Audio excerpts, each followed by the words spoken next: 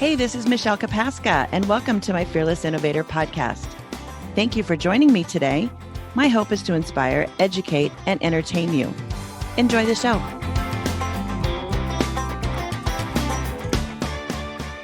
Welcome to the Fearless Innovator podcast. My name is Michelle Kapaska, and I'm your host. This week's episode is on the White Sleigh. Back in 2000, Dad flew out to, I believe it was Oregon, and he drove home in a 1999 White FL60 Freighliner. Now, this Freighliner was more of a utility-looking truck when he brought it home. And then I recall he was doing a lot of work to it down in the shop. And when he finished, he had diamond-plated a fifth wheel connection for the RV in the back. And right behind the cab, he had created a motorcycle lift. This motorcycle lift would carry his 1985 Honda Aspencade right behind the cab. And his goal was that every year they came to Florida or wherever they went, they also went down to Arkansas to see my sister, Melissa. And his goal was that wherever he went, he wanted to be able to have his motorcycle because, remember, we used to take vacations on motorcycles, and he wanted to be able to take that, especially down to Florida, because they would come during my birthday, which is the month of February. I don't know exactly what year this was, but my girlfriend and I went on a cruise to the Bahamas. We left out of Tampa and we went to the Bahamas. And there might have been, actually, I think it was the year we got diverted. We were supposed to go to Cancun, but we ended up in the Bahamas because there was a hurricane. So we ended up in the Bahamas. And while there, I noticed there was a cigar shop. I went to the cigar shop and I was hunting for my dad for a cigar. They had Cuban cigars and they had Bohemian cigars. Well, I bought one of each. Now, back then, if you recall, bringing Cuban cigars into the United States was not kosher, but I found a way to put it in my suitcase and kind of hide it because I didn't really technically understand how anybody could determine whether it was a Cuban cigar versus a Bohemian. They all kind of smell the same, I thought. So I thought, I'm just going to see if I can get away with it. Well, I did, but I paid $25 for this Cuban cigar. So it was something special to me. Well, I knew I was going home that Christmas to see my dad, and I knew that my dad loved to smoke cigars. Dad comes up to me at Christmas and he said, "Hey, Shell, let's go get in the White Sleigh."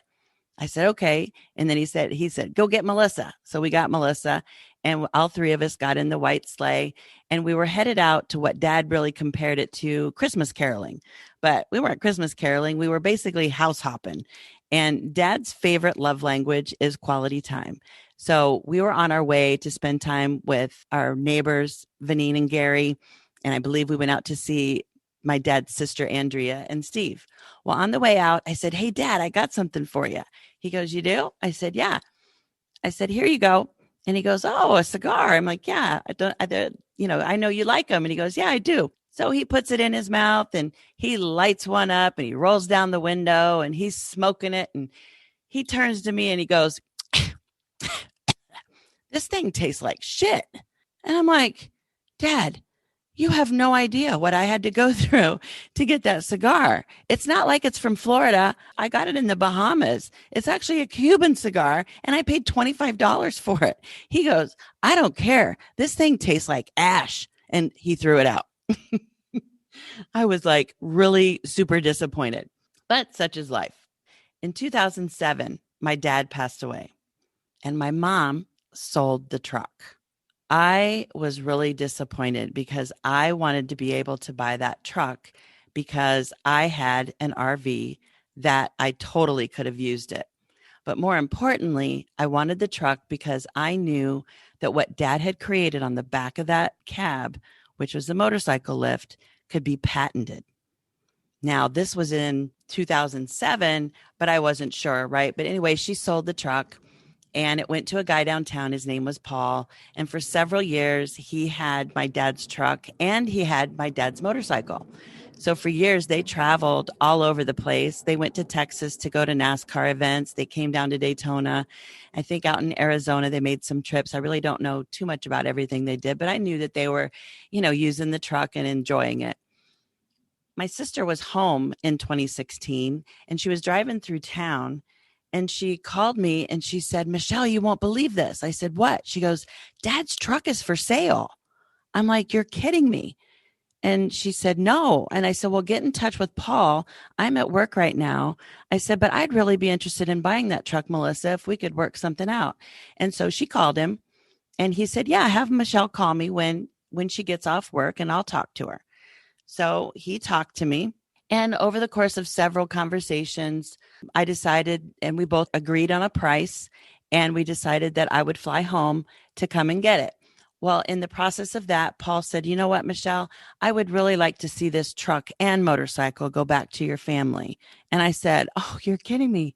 That would be great. And so I flew home 2 weeks later to go pick up the truck. Now, I landed in Des Moines, and my cousin Mary Lou and her husband Graham came and got me. And Graham took me out to my hometown, and I met with Paul.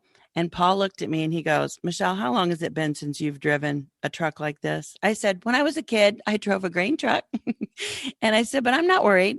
And he goes, well, I think we better get in and go for a ride. And I said, all right. So I got in and I started driving, and we get out of town. He goes, all right, let's go north of town. So we go north of town, and he looks at me and he goes, Michelle, you're not doing very good. He goes, how about let's switch spots? I said, all right. So we switched spots, and then he got in the driver's seat and he showed me that you didn't need to use a clutch, which I did not know. And I did not understand and could not grasp the concept of accelerating or putting pressure on the pedal when you downshift. My brain is so logical and methodical, it just couldn't grasp the thought of, accelerating just to downshift. And so that was my problem. I could shift up, no problem, not an issue. I could watch the RPMs and know when I was supposed to shift, and I could hear the engine, no problem. But downshifting, I wasn't so good at. So he goes, all right, well, let's go south of town. Let's keep trying. I said, all right. So we went south of town like 4 miles. And mind you, the north of town is 4 miles. South of town is 4 miles. The town is not very big. So we, managed to make it. So we came back and he goes, I don't know, Michelle. And I said, you know what, Paul? I said, I'm not going to worry about it. I got between here and Tampa to figure this out. I said, I don't care. I'll figure it out. I'm not worried about it. And he goes, I don't know. He goes, but do this. Keep in touch with me and let me know where you're at and how you're doing. I said, all right, I'll do that.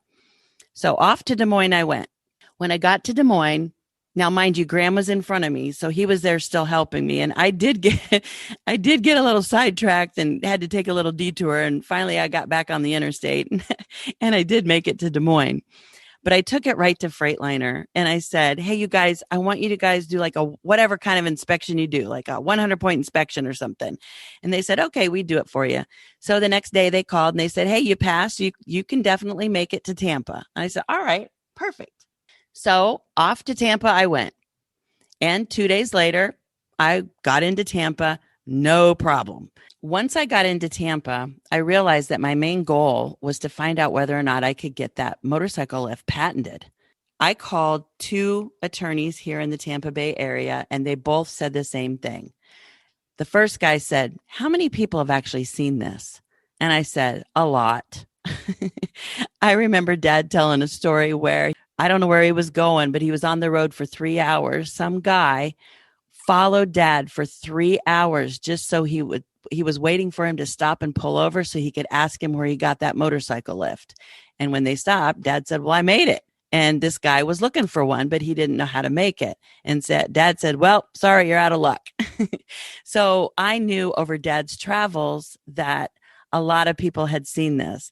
Plus, Mom and Dad would come to Dade City and stay in a campground up there. And I don't know if you've ever been in an RV park, but all these people from random places just get the thrill out of, what's new in the park? What's happening? Let's go see what's over here. Well, when Dad would go unload the motorcycle, they all circled around him and watched how this worked. And of course, when they went to leave, the same thing would happen again. Everybody would gather and everybody would look. So I knew that, a lot of people had seen this. Plus, I'd shown a lot of people it too. And so the patent attorney said, nope, if one person saw this, there is no way you're going to get this patented. And then when I explained to him that it was a cable driven system and not a hydraulic system, he said, well, the industry now, in this age is basically all hydraulics. And I said, well, you know what? No big deal. It's okay.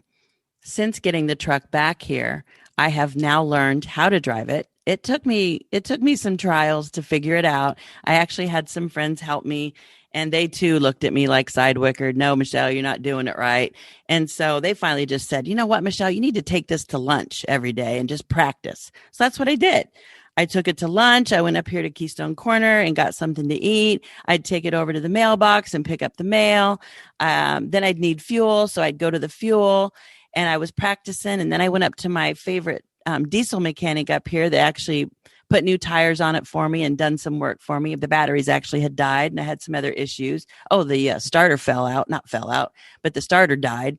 So I had to get a new starter. So they helped me. So I took it up there one day and I said, I know you're diesel mechanics. I said, but can you do welding work?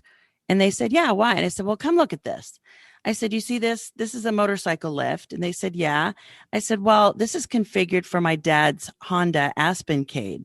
I said, I want this configured for my motorcycle, which is a Harley Street Glide. And they said, oh, yeah, we can do that. No problem. So a couple of days later, I took my bike up there and we measured, and they did whatever they needed to do to figure it out.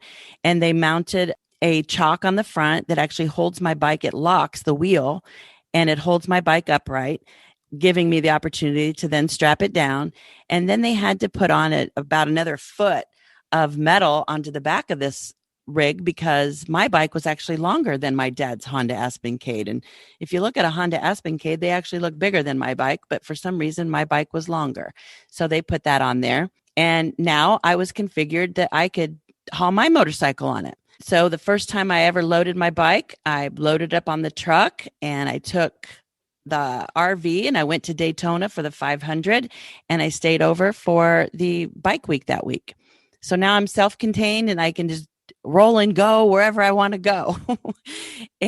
But my goal in life, I'm going to tell you now, is that I would love to visit all 50 states and go find someone that's farming and baling hay and pull off to the side of the road and flag them down because I have a story to tell them about who made the round hay baler. And then, of course, I'd like to give them a flyer on, who invented it, which would have been my grandpa. But I'd like to do a YouTube channel ultimately to do this. So we'll see what happens. Stay tuned. My goal at the end of the day is to inspire, educate, and entertain you with stories along my journey as I became an entrepreneur in real estate.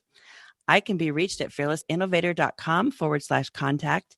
If you want a copy of my free book, you can go to fearlessinnovator.com/free book. I've also started hosting a Zoom session once a month on a Tuesday. It starts at 7. If you'd like to join in on anything, we talk about anything real estate. Right now, the latest topic has been short-term rentals, but we talk about anything, whatever anybody wants to talk about. And you can find me at fearlessinnovator.com/roundtable and go sign up there. For today, I'm going to go evaluate liquor licenses. Stay tuned for that. Thank you for listening today. I hope you enjoyed the show. If I can help you invest in your future, reach out to me at fearlessinnovator.com. Catch me later.